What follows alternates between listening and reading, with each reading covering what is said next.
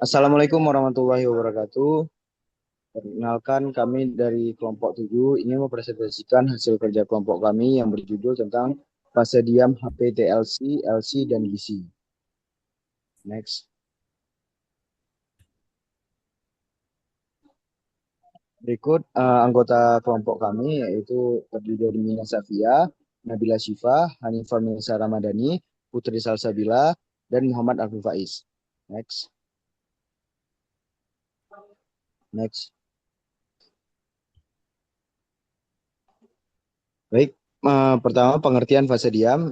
Fase diam yaitu komponen kromatografi yang tetap berada pada tempatnya selama proses pemisahan. Fase diam dapat berupa padatan atau cairan yang dimobilisasi pada penyangga padat dan berfungsi sebagai media interaksi bagi analit. Fungsi fase diam dalam kromatografi memisahkan komponen campuran berdasarkan perbedaan afinitas terhadap fase diam, lalu menahan analit secara selektif sehingga menghasilkan perbedaan waktu migrasi atau retensi, kemudian meningkatkan efisiensi dan resolusi pemisahan, lalu menentukan mekanisme pemisahan seperti adsorpsi, partisi, pertukaran ion, dan eksklusi ukuran.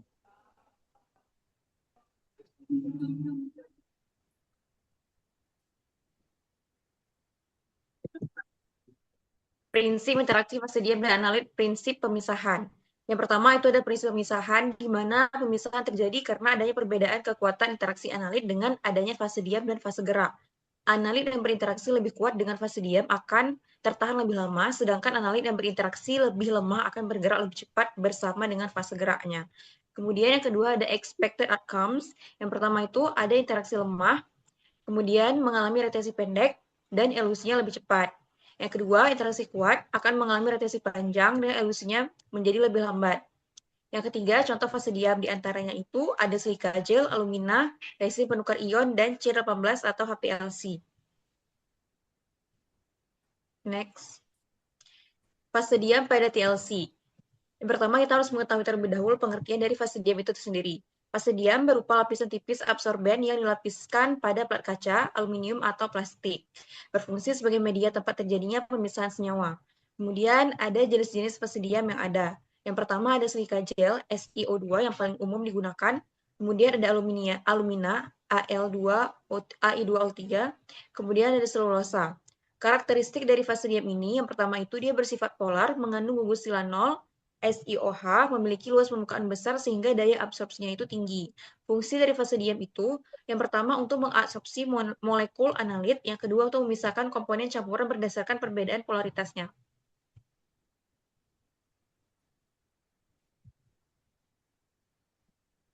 Next. Mekanisme dan faktor yang mempengaruhi TLC. Yang pertama itu ada mekanisme pemisahan atau absorpsinya. Senyawa akan berinteraksi dengan permukaan fase diam melalui gaya absorpsi. Yang pertama ada senyawa polar, berinteraksi lebih kuat, bergerak lebih lambat, dan nilai RF-nya itu lebih kecil. Senyawa nonpolar, interaksinya itu lebih lemah, bergerak lebih jauh, dan nilai RF-nya itu lebih besar. Faktor yang dapat mempengaruhinya, yang pertama itu ada ukuran partikel absorben, ketebalan lapisan absorben, kelembapan dan suhu lingkungan, aktivitas permukaan silika, yaitu kandungan airnya.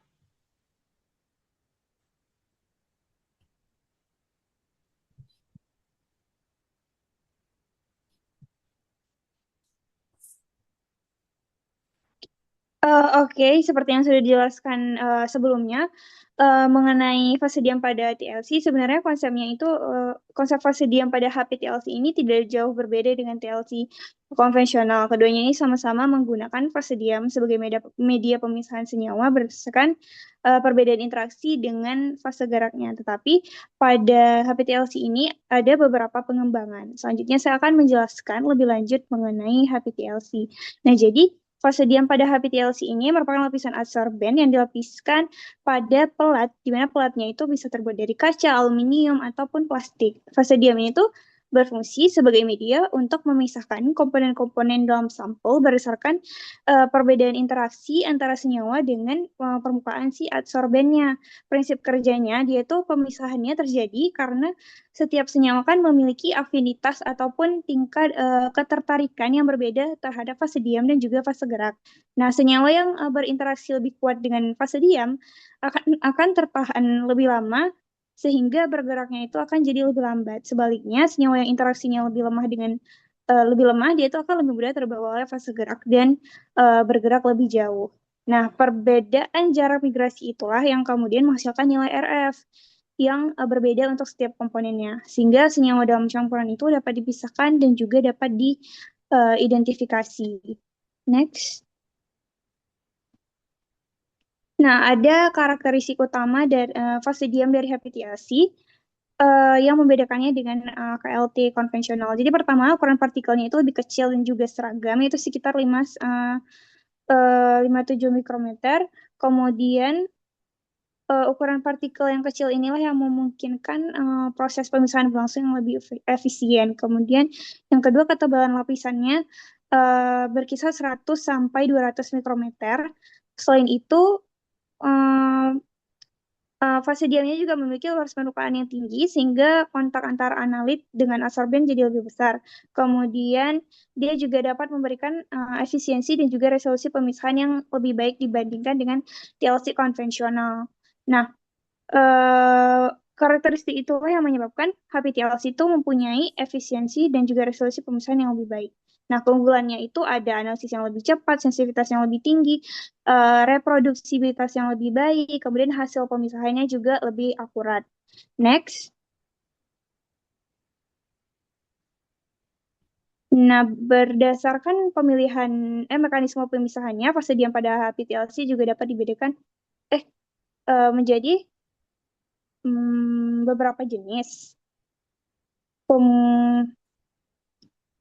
Next lagi, nah.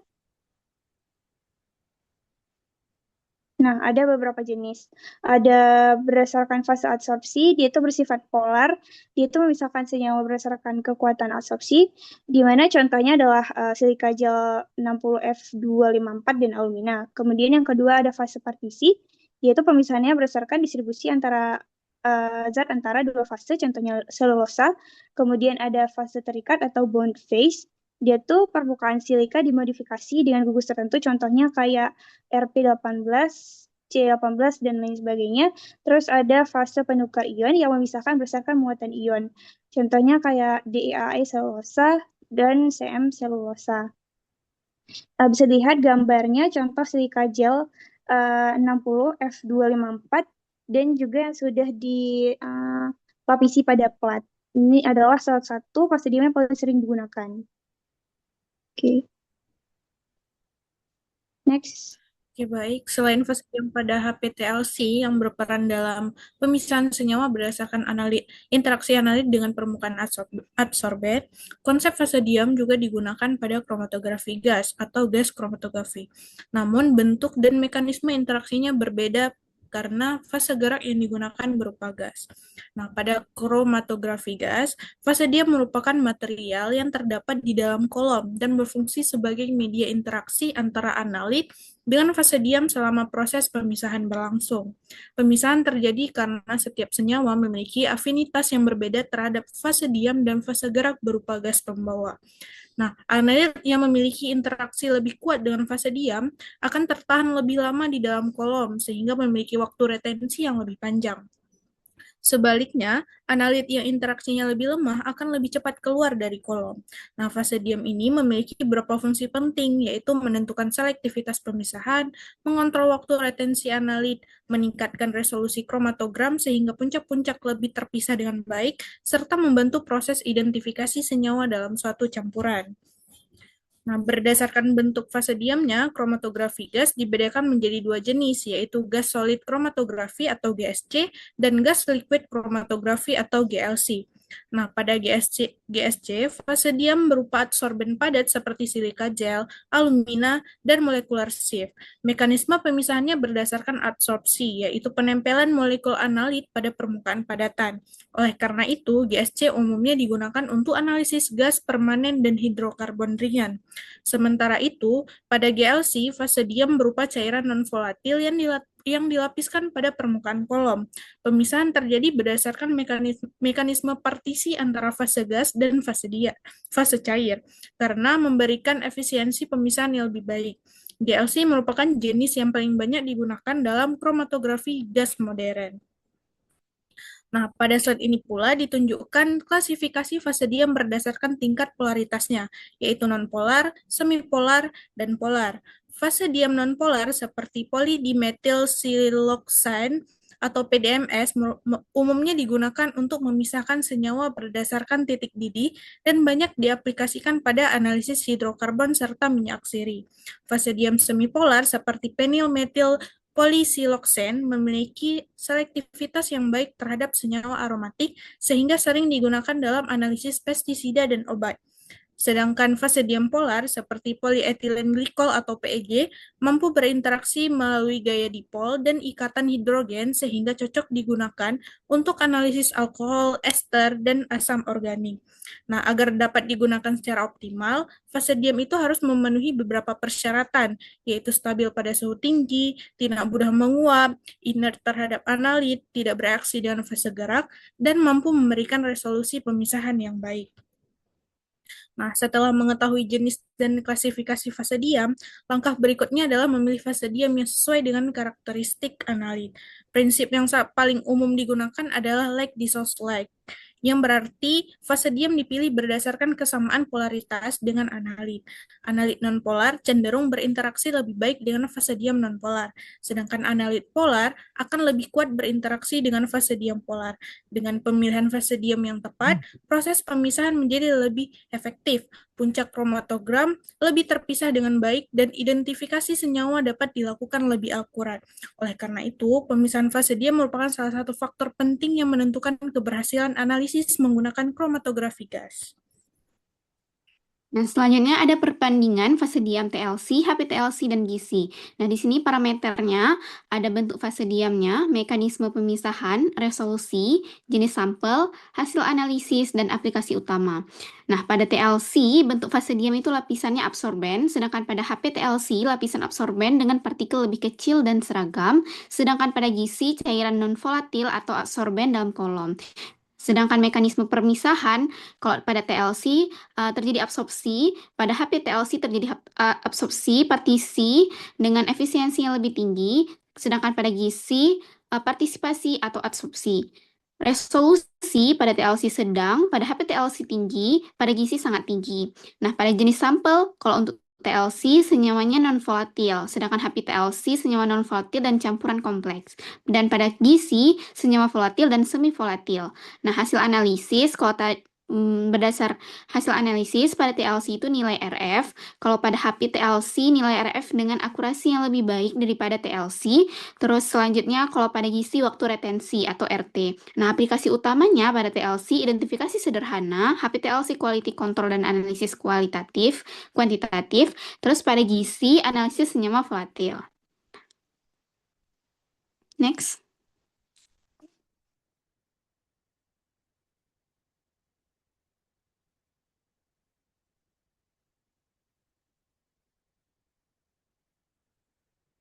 Nah, faktor yang mempengaruhi pemisahan yang pertama ada polaritas fase diam, di mana polaritas fase diam itu menentukan kekuatan interaksi analit dengan fase diam.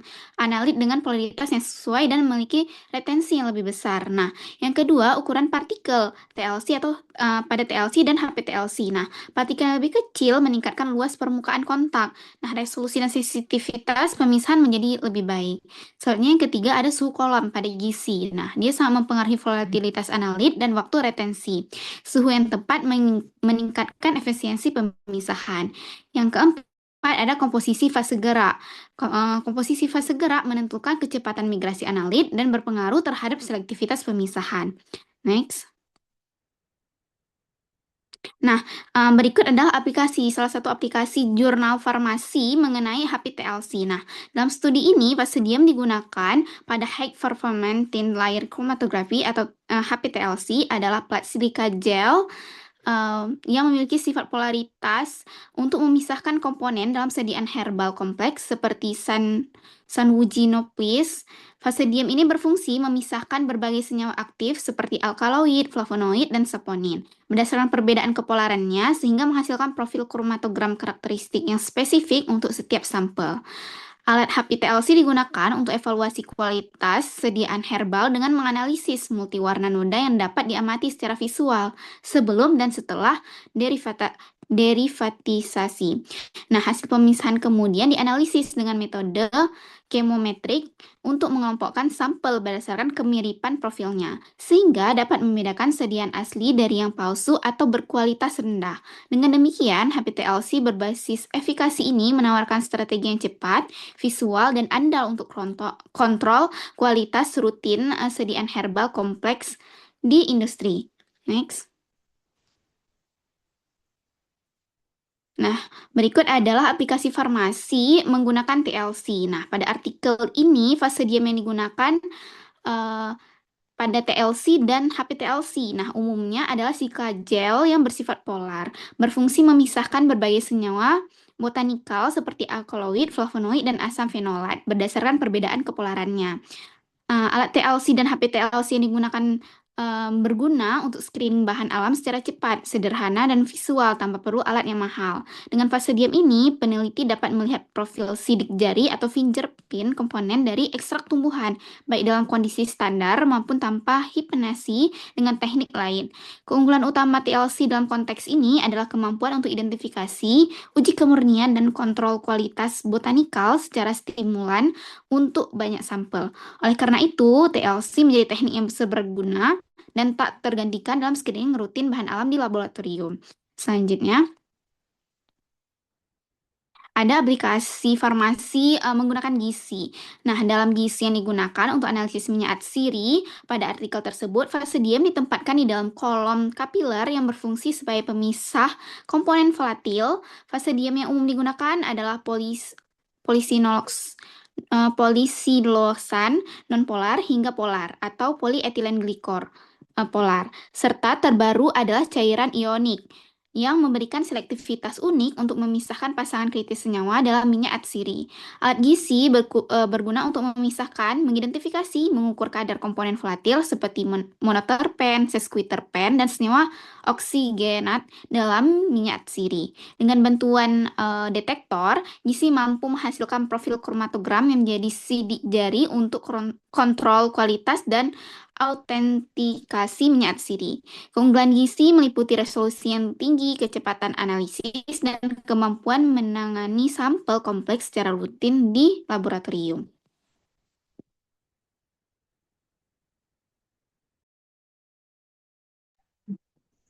Baik, kemudian kesimpulan dari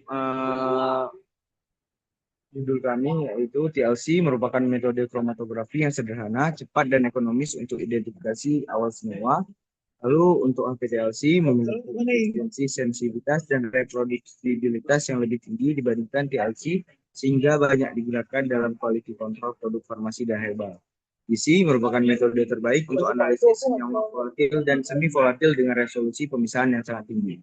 Pemilihan fase diam yang tepat merupakan faktor utama yang menentukan keberhasilan dan efektivitas proses pemisahan kromatografi. Next. Ada ini. Baik, mungkin segini yang bisa kami sampaikan. Mohon maaf jika banyak kekurangan dan kesalahan. Terima kasih. Assalamualaikum warahmatullahi wabarakatuh.